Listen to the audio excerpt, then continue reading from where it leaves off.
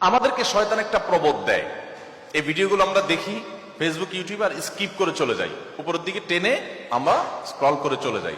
শয়তান আমাদেরকে বলে তোমার কি করার আছে, তুমি একটা সামান্য, একে তো বাংলাদেশ মতো একটা ছোট্ট দুর্বল দেশ, আবার সে দেশের একজন অতি সাধারণ একজন নাগরিক, একজন নগণ্য মানুষ, তুমি এই আন্তর্জাতিক সমস্যার সমাধান করার মতো ক্ষমতা তো তোমার হাতে নাই, তোমার কি করার আছে? সো তুমি একটু আল্লাহর কাছে দোয়া করো। বাস আমি একটু দোয়া করে ওটাকে স্কিপ করে আর একটা ঝাঁকানাকা কোনো ভিডিওতে আমি ডুবে যাচ্ছি।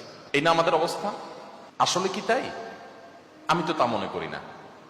এটা শয়তান আপনাকে মিথ্যা কথা বলে, আপনাকে মিথ্যা সান্ত্বনা দেয়। শয়তান বলে তোমার কিচ্ছু করার নাই। কে বলেছে আপনার কিছু করার নাই? আপনার যে কত কিছু করার আছে সেটা আপনি নিজেও ভাবেন নাই। আল্লাহ তাআলা আপনাকে জিজ্ঞাসা করবেন না তুমি সেখানে সামরিক শক্তি কেন পাঠাও নাই, কারণ সামরিক শক্তি আপনার হাতে নাই।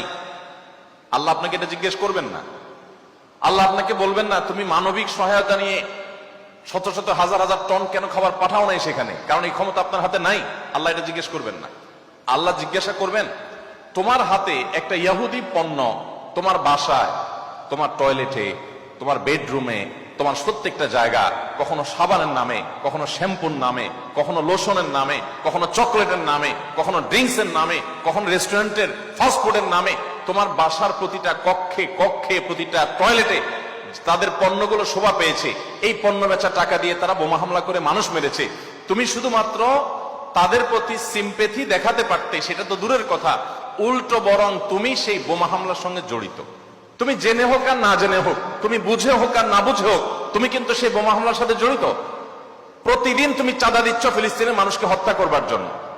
আল্লাহ এই কথা বলবেন? এই কথা বলার যথেষ্ট সুযোগ আছে। প্রতিদিন আপনি চাঁদা দিচ্ছেন। আমি একটা পেস্ট কিনতেছি না, আমি একটা বোমা হামলার জন্য টাকা ইনভেস্ট করছি বা চাঁদা দিচ্ছি।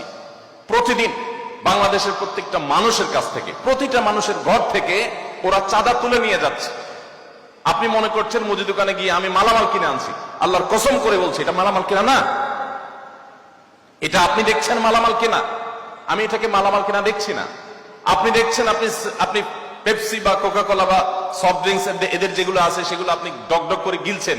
আমি দেখছি সেগুলা লাল কালারের ওই পেপসি না, এগুলো হলো ফিলিস্তিনের মানুষের রক্ত। আপনি দেখছেন সেগুলো হয়তো কোক, আমি দেখছি সেগুলো রক্ত। বাংলাদেশের মানুষ এরকম ভুলো জাতি পৃথিবীতে আরেকটা আছে কিনা আমি জানি না। আমরা খুব দ্রুততার সাথে ভুলে যাই। আমরা কাউকে মাথা তুলতেও দেরি করি না, আবার মাথা থেকে আছাড় দিতেও আমরা দেরি করি না। এটা আমাদের একটা দুর্বলতা। আমাদের এই দুর্বলতাটা আমাদের কাটিয়ে ওঠার চেষ্টা করা দরকার। আমরা কয়দিন খুব জোরে সোরে বয়কট করে এরপরে আবার আমাদের সবকিছু সয়ে যায়। এক ভাই খুব চমৎকার বলেছেন, আমরা মানিয়ে নিয়েছি শোক, আবার উদরে ঢালছি কোক। আপনি নামাজ পড়তেছেন, আপনি সিজদা করতেছেন, আপনি অনেক কিছু করতেছেন, দিন শেষে আপনি মুসলমানদের হত্যার সঙ্গে জড়িত।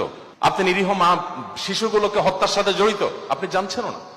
আমরা মুসলমানরা যদি শুধুমাত্র তাদের পণ্যগুলো বয়কটটা যদি যথাযথভাবে করতে পারি, তাহলে তারা অন্তত 50% এমনিতেই সাইজ হয়ে যাবে। আমি তো মনে করি যে এই প্রেক্ষাপটে, এই বাস্তবতায়, ফিলিস্তিনের এই বাস্তবতা অন্তত আপনারা যদি প্রত্যেকে আন্তরিক হন এবং সচেষ্ট হন, তাহলে সেক্ষেত্রে আপনারা বাণিজ্যিকভাবেও লাভবান হতে পারেন, কিন্তু সেটা মূল উদ্দেশ্য থাকবে না।